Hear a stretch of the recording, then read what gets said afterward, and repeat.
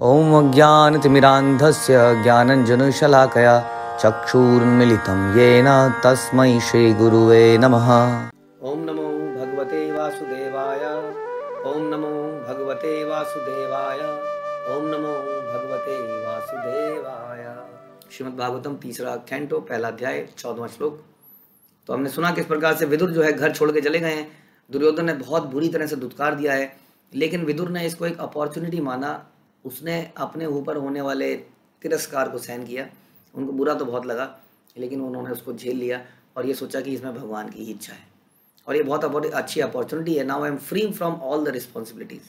मैं रिस्पॉन्सिबिलिटी छोड़ा नहीं हूँ, मुझे बोला गया छोड़ने के लिए। वो अपना धनुष वहीं रखते हैं, चल देते हैं और फिर वो अलग अलग स्थानों में जाते हैं। तो कौन कौन से स्थान पे जाते हैं उसके बारे में फिर धीरे धीरे यहाँ पे चर्चाएं आती हैं, उसको सुनेंगे हम। इति उचिवान तत्र सुयोधनेन प्रवृद्ध कोप स्फुरित अधरेण असत्कृत सत स्पृहरणीय शीला शक्तः स कर्ण अनुज सौबलेन। विदुर, जिनके चरित्र का सभी सम्मानित व्यक्ति आदर करते थे, हाँ सभी उनका आदर करते थे, उनके चरित्र का। वास्तव में कोई किसी ने आज तक उनको ऐसा नहीं बोला था। दासी पुत्र, रखैल के पुत्र, वो बहुत ही विद्वान व्यक्ति थे और सभी लोग उनसे राय मशवरा भी लेते थे, बुद्धिमान भी थे। तो जब इस तरह बोल रहे थे तो दुर्योधन द्वारा उनको अपमानित किया गया। दुर्योधन क्रोध के मारे फूला हुआ था और उसके होंठ फड़क रहे थे। दुर्योधन कर्ण अपने छोटे भाइयों तथा अपने मामा शकुनी के साथ था और उन्होंने फिर इस प्रकार से बोला कि इस रखैल के पुत्रों को यहाँ क्यों रखा गया है। एक मिनट जरा, ये हमने श्लोक कर लिए हैं तो मेरे से कुछ गलती हुई। 17 तक हो गया, सॉरी। तो हमें 18 श्लोक में जाना है। ओके, श्लोक संख्या 18 में हमने सुनेंगे। पुरेषु पुण्य उपवन आद्रि कुंजेषु अपंग तोयेषु सरितः सरसु अनंत लिंगै समलंगतेषु चचार तीर्थ आतनेश अनन्य। वे एकमात्र कृष्ण का चिंतन करते हुए अकेले ही विविध पवित्र स्थानों तथा अयोध्या, द्वारका, मथुरा से होते हुए यात्रा करने निकल पड़े। हाँ, तो अकेले ही निकल पड़े, क्योंकि अब क्या करते, ऐसी स्थिति थी, यात्रा की प्लानिंग नहीं कर पाए, अचानक से निकलना पड़ा, बहुत सारे लोग नहीं आ पाए, तो अकेले ही निकल पड़े। ये पवित्र स्थान बड़े इंपॉर्टेंट होते हैं, क्योंकि पवित्र स्थान में भक्तों की रज होती है, उन भक्तों ने समय बिताया होता है, जिससे कि हमारी चेतना में तुरंत परिवर्तन आता है। तो वो कहाँ गए? अयोध्या, द्वारका, मथुरा, हाँ इस ओर निकल पड़े। उन्होंने इन स्थानों की यात्रा की जहाँ की वायु, पर्वत, बगीचे, नदियाँ, झीलें शुद्ध तथा निष्पाप थी, जहाँ अनंत के विग्रह मंदिरों की शोभा बढ़ाते हैं। इस तरह उन्होंने तीर्थ की यात्रा की प्रगति संपन्न की। तो अनंत के विग्रह, भगवान के अलग अलग विग्रह, तो भगवान के अलग अलग विग्रह हैं और अलग अलग रूप में, वो अलग अलग रूप में पाए जाते हैं अलग अलग जगह में। अब जानते हैं कि भगवान ने बहुत सारी लीलाएं करी हैं। कभी वो विष्णु के रूप में पद्मनाभ, मतलब नाभि से कमल निकल रहा है, उसके अलग विग्रह हैं।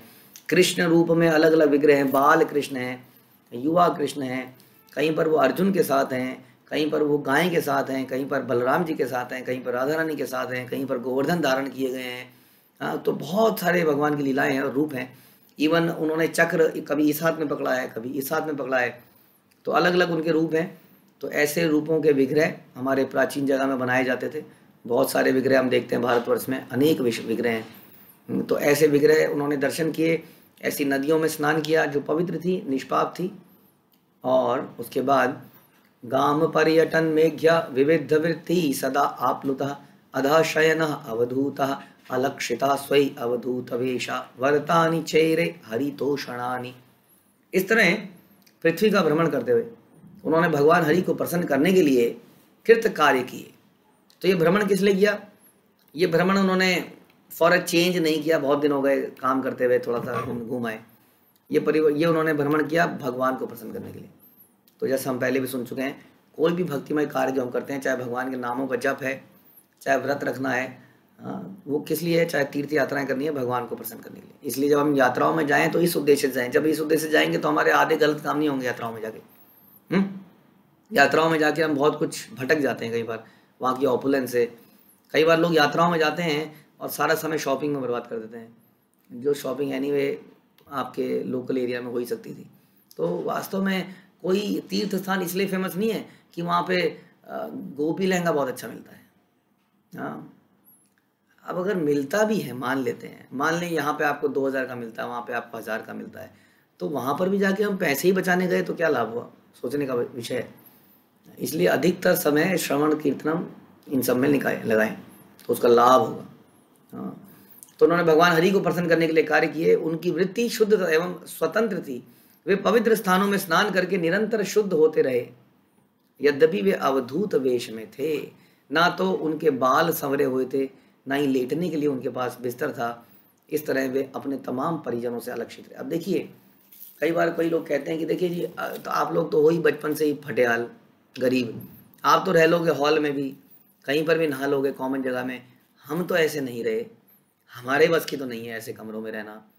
अब विदुर जो थे राजमहल से आए थे। अब सोचिए, हम मेरे को तो मालूम नहीं हमारे पास कोई भी व्यक्ति ऐसा है जो राजमहल से आया हो, और उसमें भी बड़े मंत्री की पोजीशन पे हो।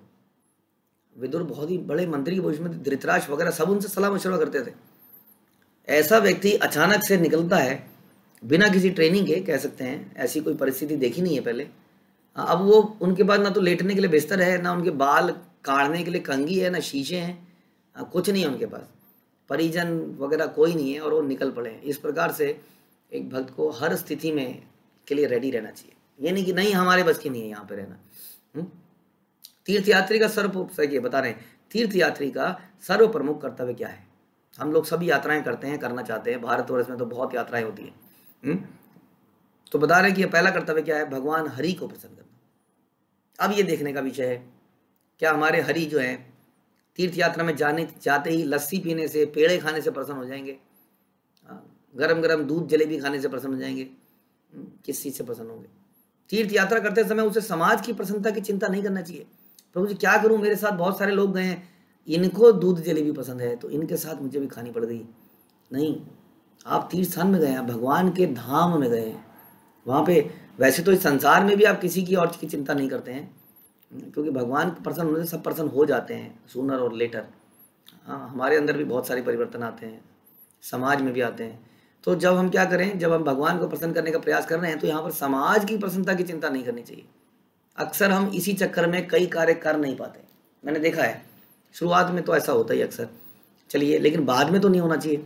कई बार भक्त जो है झेप में कोई कार्य कर ही नहीं पाते, उन्हें लगता है ये क्या कहेगा, मेरा रिश्तेदार कहेगा, इसको बुरा लग जाएगा, मैं इसके साथ आया हूँ आई हूँ, तो थोड़ा सा इसके हिसाब से भी एंटरटेनमेंट हो जाए, थोड़ा सा ऐसा भी कर लेते हैं, तो हम कॉम्प्रोमाइज़ कर लेते हैं। यहाँ बता रहे हैं कि तीर्थयात्री का सर्व प्रमुख कार्य यही है कि भगवान को प्रसन्न करे, इसलिए तो आया वो यहाँ पर।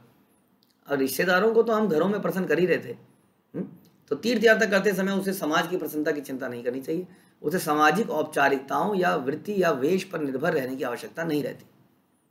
उसे सदा भगवान को प्रसन्न करने वाले कार्य में लीन रहना चाहिए। इस तरह देखिए, बहुत ही कम ऐसा मौका मिलता है, क्योंकि जब हम घरों में होते हैं तो बहुत सारी जिम्मेदारियां होती हैं, ऑफिस के काम, घर के काम। लेकिन तीर्थ यात्राएं एक ऐसा समय है जिसमें हम टोटली भगवान की सेवा में लग सकते हैं। इसलिए ऐसे समय को यदि हमने प्रजल्प करने में, बुराई करने में, शॉपिंग करने में, मतलब किसी भी ऐसे कार्य में लगा दिया जो कि डायरेक्ट डिवोशनल सर्विस नहीं है, तो वो समय बहुत बड़ा लॉस हो गया। तो यही काम अपने घर में भी करते थे। तो इस तरह विचार तथा कर्म से शुद्ध हुआ तीर्थयात्री तीर्थ यात्रा की विधि से परमेश्वर का साक्षात्कार कर सकता है। इसलिए यदि बहुत अच्छी सुविधा मिलती है ओके, नहीं मिलती है तो भी ओके, हमें हर ऐसी हालत में रहने के लिए तैयार रहना चाहिए। खासतौर पे हमारे युवाओं को तो अक्सर ट्रेनिंग मिल जाती है, लेकिन माताओं को ये ट्रेनिंग नहीं मिल पाती है। ऐसी बहुत सारी यात्राएं हैं जो इस्कॉन की तरफ से आयोजित होती हैं, जैसे ब्रजमंडल परिक्रमा है, जिसमें ऐसी ट्रेनिंग मिल सकती है कैसे कैसी भी स्थिति में रहकर मिट्टी में। देखिए, ब्रज की मिट्टी बड़ी फेमस है ना, ब्रज की रज ही है सबसे इम्पोर्टेंट, और रज में ही रहना तो कितना इम्पोर्टेंट होना चाहिए। हम कहते हैं रज तो बड़ी इंपॉर्टेंट है, लेकिन माथे पे ना ही लगे, कपड़े गंदे ना ही हों। लेकिन जब हम इस प्रकार से रहते हैं कई बार टेंटों में इस प्रकार से, तो रज ही रज लगती है पूरे शरीर में। तो ये विचार है। तो हमारा मुख्य कर्तव्य है कि हमें हरि को प्रसन्न करना है अपनी तपस्या से, शुद्धता से, ना कि समाज को।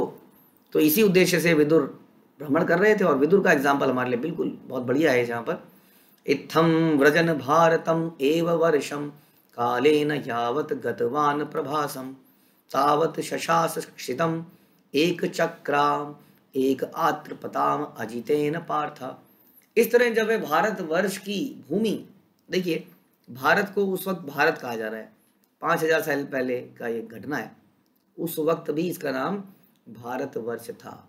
तो जब वे भारतवर्ष की भूमि में समस्त तीर्थ स्थलों का भ्रमण कर रहे थे तो वे प्रभास क्षेत्र में गए।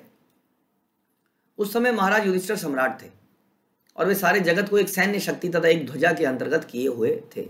यानी कि महाराज युधिष्ठिर सम्राट थे, इसका मतलब क्या हुआ?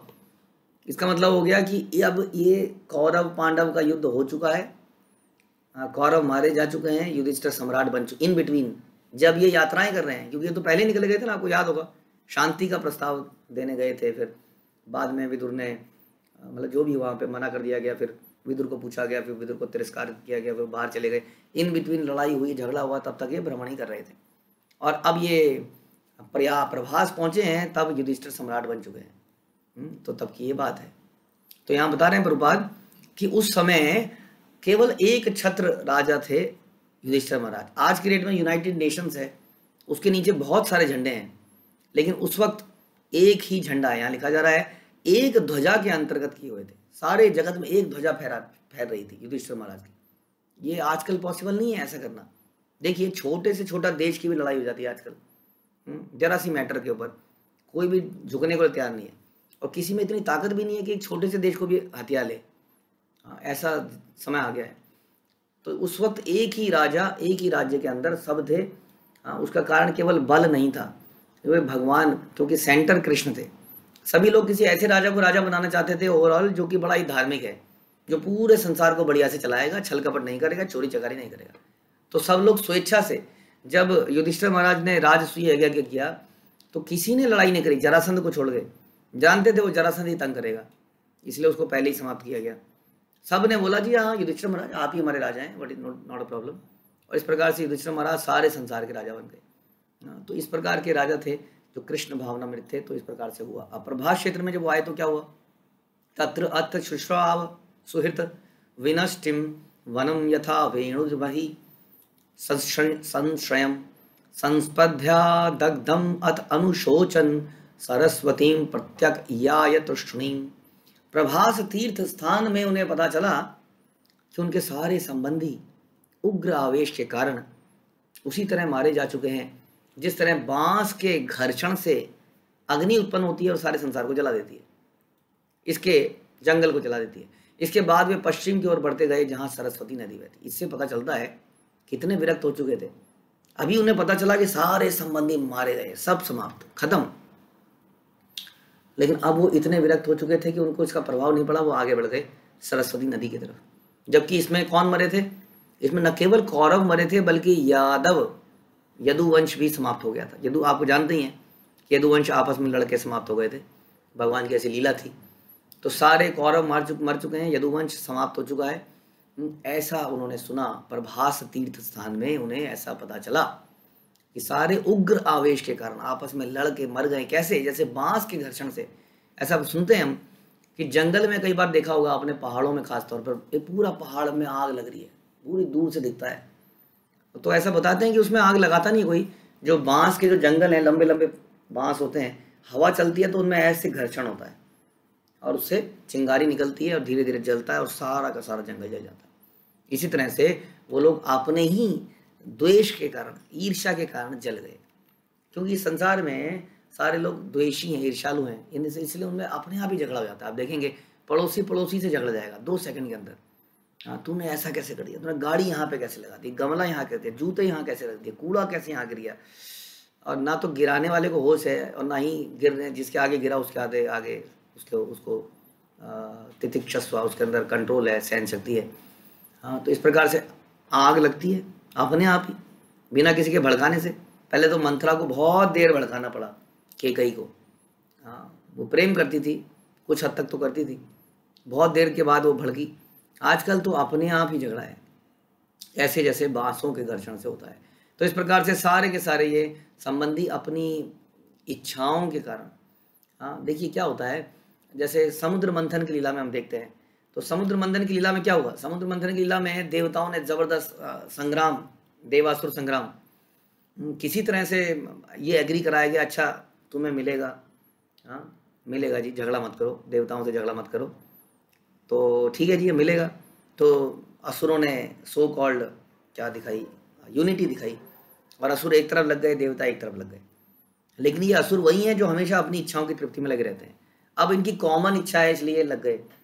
लेकिन जैसे ही अमृत कलश आया और मोहिनी रूप ने उसको कलश को पकड़ा, सबके मन में आ गया ये मोहिनी मेरी होनी चाहिए, अमृत भी मेरा होना चाहिए। थोड़ी देर में देवताओं में ही आपस में झगड़ा हो गया, हाँ ये मोहिनी किसकी, तेरी या मेरी। तो इस प्रकार से ये जो संसार में कई बार एकता दिखती है, यूनिटी दिखती है, वो टेम्परेरी एकता है। हाँ वो सही मायने में एकता नहीं, क्योंकि सबके अंदर की इच्छाएं दबी हुई हैं। जब तक कॉमन इच्छा लग रही है चलो साथ साथ रहते हैं, थोड़ी देर साथ साथ रहेंगे तो मिलेगा, जैसे ही प्राप्त होगा आपस में झगड़ा करेंगे। हाँ तो किसी बाप के मतलब बाप की प्रॉपर्टी को प्राप्त करने के लिए कई बार बेटे एक साथ हो जाएंगे, और जैसी प्रॉपर्टी पापा मिल जाएगी तब एक दूसरे को मारेंगे। तो इस प्रकार से देखा जाता है। तो इसलिए संसार में ये माहौल है, इसलिए ये इसके कारण कभी भी यहाँ पर एकता नहीं आ सकती है। वो तभी आ सकती है जब सब कृष्ण भावनामृत बने, जब सब अपनी इच्छा त्याग कर कृष्ण की इच्छा पूरी करने के लिए ही जिए। तो विदुर जो है इसी रास्ते पर थे, और विदुर वहां से निकलकर पश्चिम की ओर बढ़ गए जहां सरस्वती नदी बहती है। और आगे उन्होंने क्या किया, इसको सुनने के लिए हम अगले प्रवचन का इंतजार करेंगे। हरे कृष्णा। श्रील प्रभुपाद की जय। ग्रंथराज श्रीमद् भागवतम की जय।